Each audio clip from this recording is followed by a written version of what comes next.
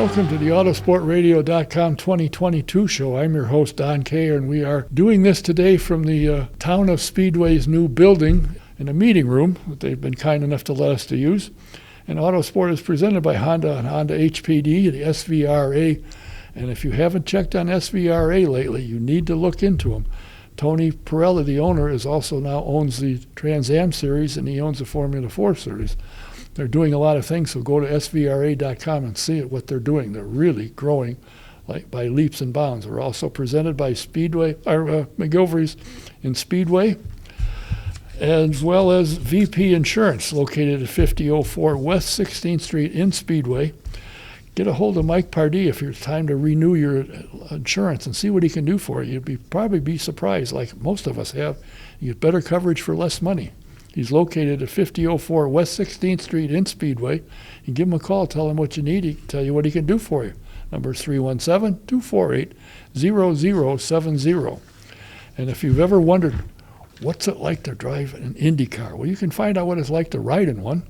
You go to the Indy Racing Experience and take a ride in the two-seater.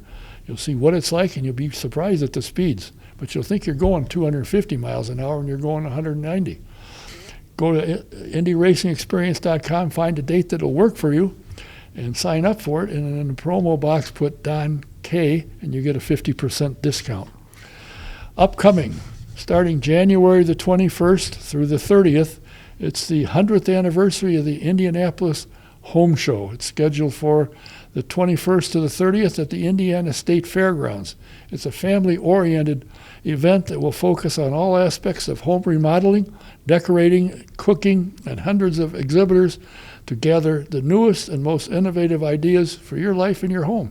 Special features will include the Fisher Homes. They were returning to build their centerpiece home, HGTV star Mina Starsack Hawk, as well as the Home Idea Center by Davis Homes. You can get discount tickets, $2 off, by going to the Home Show website, IndianapolisHomeShow.com, and the tickets are courtesy of the Central Indiana Chevy dealers, or you can visit a Indiana Members Credit Union and purchase tickets for $4 discount off the box office ticket price, or you can go to participating Central Indiana Ace Hardware stores and pick up a $4 discount ticket off the box office price. It's a great event. It's been going on. This will be the 100th year. And if you're building a home or looking at remodeling or redecorating, you want new furniture, they've got it for you. So be sure and stop in. My guest today, the first one of the 22 season, is a friend of mine. He is an author. He's been around motorsports for many, many years, has a number of jobs, and has taken the time. I drug him away from a lunch to come in here today, and I'm talking, of course, about Bob Gates. And Bob, I appreciate you taking the time and leaving your lunch. I hope you left a tip before you left. Oh, yeah, always. Okay. How did you get into motorsports? What attracted you to I get grew into up in central Indiana, just south of Indianapolis for the most part. And when you lived around Indianapolis, especially when I was growing up, you know, you were into basketball and Indianapolis Motor Speedway. And so I was attracted to it for whatever reason. From the time I was a kid, there was just something that appealed to me about the speedway, the pageantry, I suppose. Even as a kid, the sights, the sounds, all that type of thing. Did you ever drive? Not really. I did run some Go Karts for a while. While I was stationed in England in the Air Force, the town there I lived in, Ipswich, believe it or not, had an oval track. Really? Yeah, that's unusual Oval track for in Europe. Yeah, for sure. So they ran what we would call jalopies here. And so me and a buddy, we had an old Ford Anglia that we bought and decided that we were going to race it. Pulled the seats out and did all those types of things to it, messed around with it a little bit. But, even in jalopies, you got to have money to race well. And being in the service, we didn't have a lot of money. But that's about as far as my racing career as such got. Did you go to school or something in journalism? Because you've written a number of books. Two of them everybody will think of immediately, of course, is Vukovich and Hurtubise. But you've written one on Silver Crown. You've written a number of books. Did you take journalism, or did you just like to write and start writing? Well, no, I did not really take journalism. I always read a lot, even as a young guy, and I think that got me interested in writing. I always kind of imagined myself, that typical image of a writer, the pipe and the leather patches on the coat, that type of thing. But I did take a course, English literature course, while I was going to IUPUI here in Indy.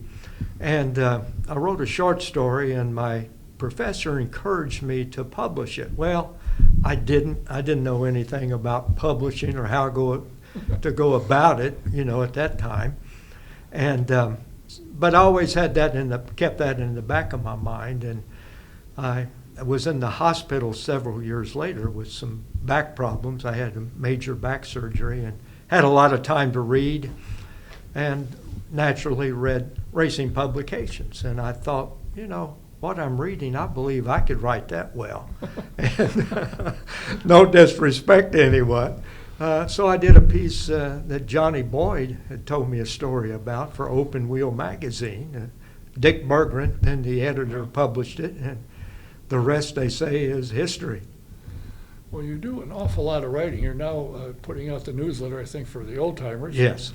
You're on the board with IRMA, which is the Indiana Racing Memorial Association, and they put up plaques honoring various members of the motorsport industry, be it drivers or car builders or whoever it happens to be.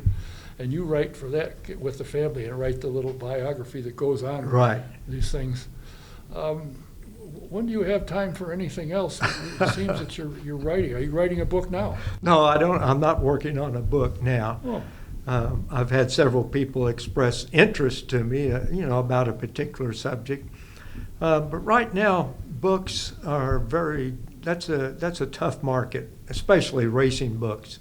Niche market anyway.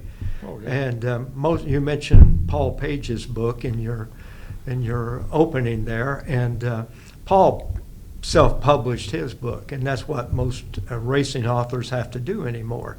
And I just haven't decided to take that step yet.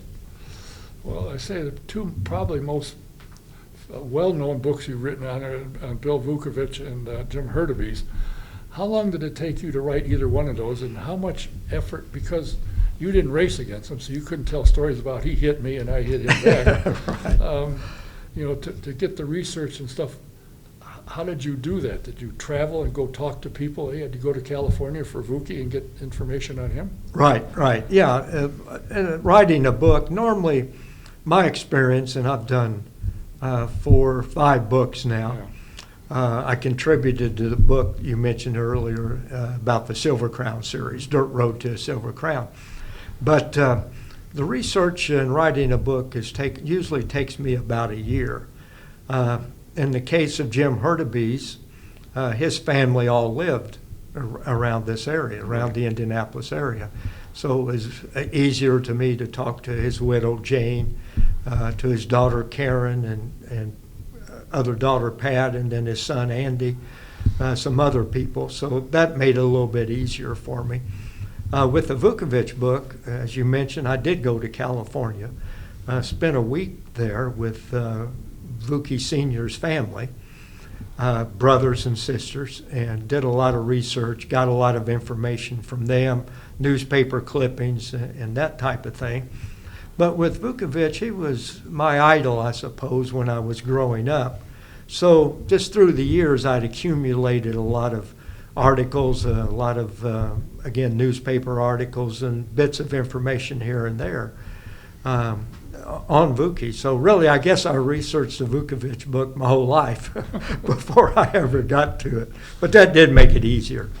It was funny that the late Bob Jenkins and I talked several times about, and a lot of people mentioned, you got to write a book. Mm-hmm. Bob says, I can't remember yesterday. Yes. And I'm the same way. I've been around for 60 years, and stuff that I did NASCAR, and I was with people and this and that. And until somebody reminds me, I don't think of it. Right. It doesn't come to mind. Right. And he said, that's my problem. I said, you remember we were here? Oh, yeah. Exactly. But did you think I think of it? No. It just doesn't. And what usually helps, whether it's with a book or a magazine article, any type of research you're doing, if you can sit down with the subject or family of the subject, friend of the subject with photographs.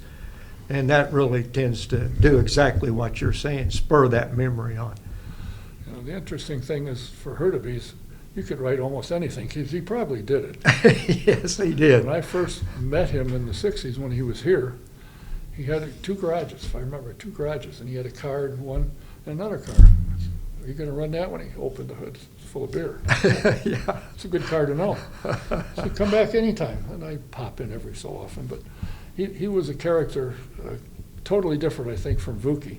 Yes. He was a very serious and Yeah, Herk was, one of those larger-than-life characters that the speedway and auto racing seems to attract. That's for sure. And he came to Indianapolis and took it like a bang, because as a rookie, he was on the pole fire. Oh, yeah, yeah. I mean, he came in there and went, wow. Right, exactly. So, He opened people's eyes up.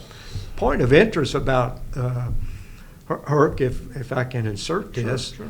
I spoke to his daughter Karen a few weeks ago. She lives in Lafayette, and her former husband is rebuilding the car that Hurtubise and his brother Pete built for the 1964 500. Really? Mm-hmm. The one he got burned in at Milwaukee, Mm-hmm. a few weeks or a few days after the Indianapolis 500. Right. So it's like one of those barn finds, so they're in the process of rebuilding that. That'll be interesting to see Yeah. when it comes back. Uh-huh. Now, you write for the, have taken over Dick Mittman, is, I assume, retired and gone into sitting on a beach drinking Mai Tais or something. Yes. And so you do the newsletter for the old timers. How did you get into that one?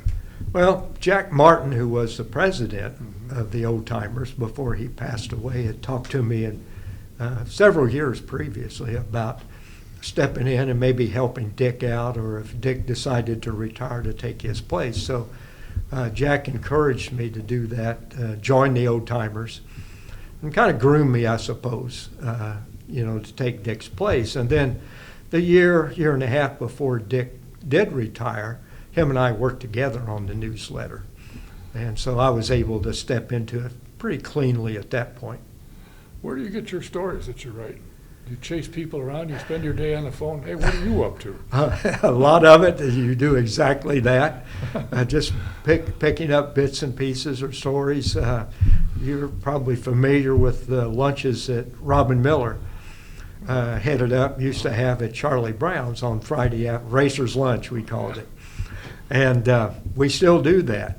We continue to do that even though Robin's gone. So I get a lot of stories there when you get people like Pancho Carter and Johnny Parsons and Bill Vukovich Jr. and Lee Koonsman and Merle Bettenhausen coming, and a lot of other guys. You get a lot of neat stories. Yeah, but you don't have to order lunch. There's a lot of bologna there. Yeah, that's right.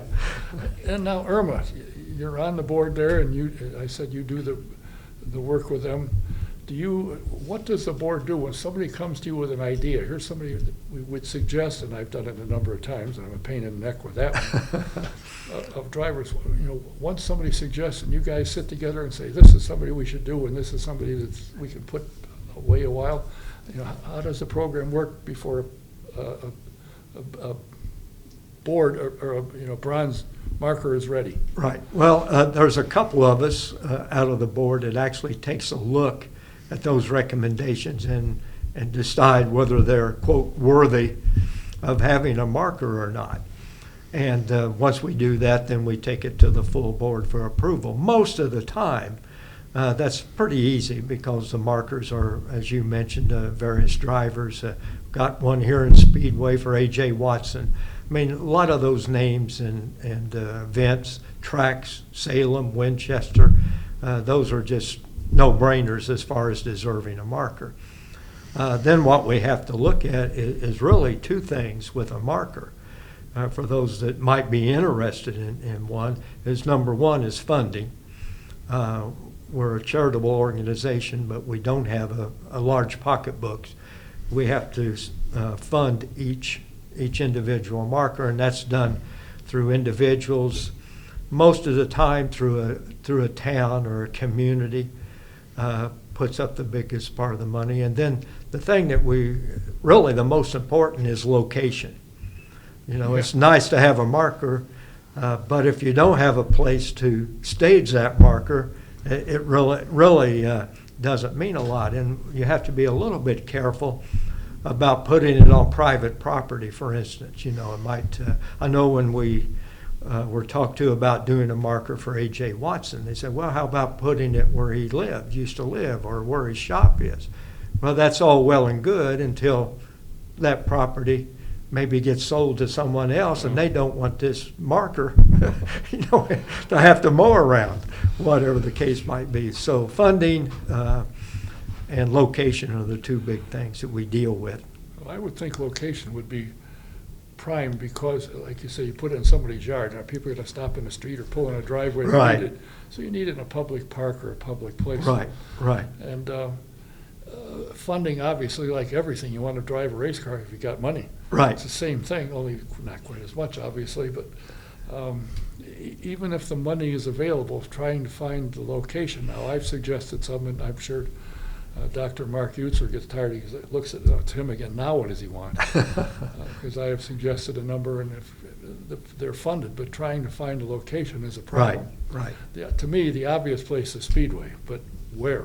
Yes, exactly. Because most of these guys that I have in mind have been world famous as a result of the Speedway, and if it wasn't for the Speedway, this would be Schmutzbach Town or something instead of Speedway. So it's not as easy as you think, well, we got the money, we'll just put it. Well, not necessarily. It's a lot that goes into it. Well, I could probably name a half a dozen right now that have spoke to us about markers. Well known, multiple Indianapolis 500 winners, for instance. But, where you're going to put a half a dozen markers in Speedway.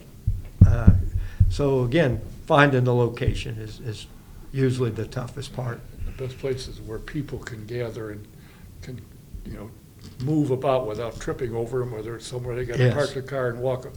Right. It's an interesting, now, when somebody is suggested, either a winner or, some official or something that is known to the racing world, how much time does it take to put something together and get with the family and get their approval for what you've written about them? Well, once we hear from someone, we can normally get it together fairly quickly, a matter of weeks. Again, funding being an issue. We just did one, for instance, in Illinois for Bob Tattersall. And Kevin Olson, he KO, there's one.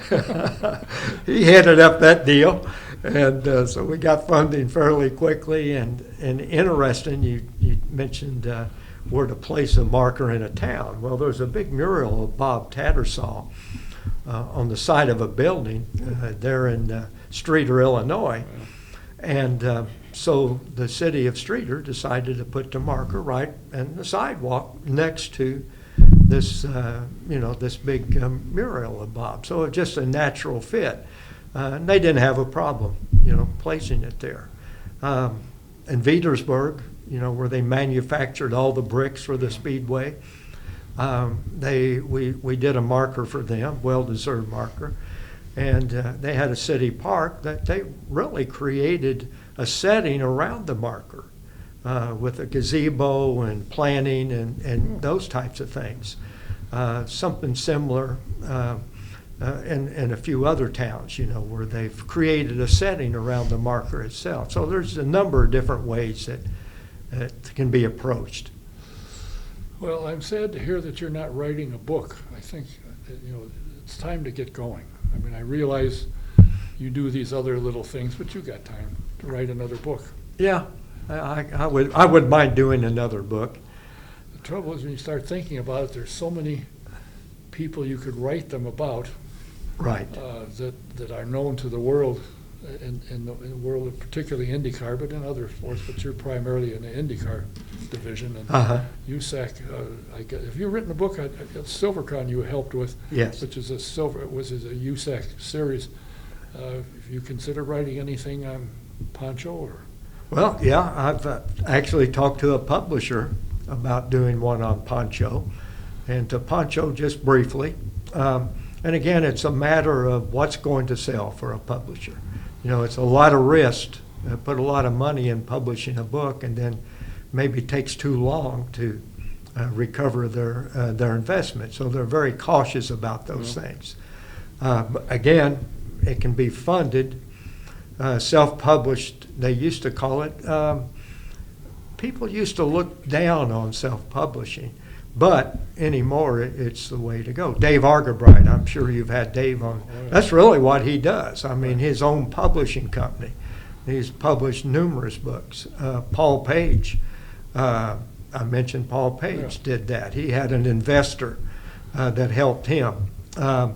Getting away from racing, I mentioned Robin Miller. Him and Bob Nedelucky wrote a book on the ABA Pacers, and that was funded, if you want to call it self-funded. There was, again, an investor there. So really it's getting to be more and more popular because most publishing companies don't want to take the risk on what they call niche market books.